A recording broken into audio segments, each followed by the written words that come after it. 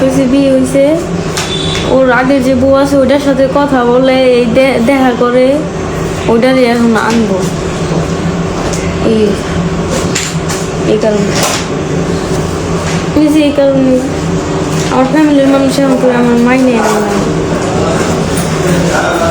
আমার চাওয়ার কোনো জায়গা নেই।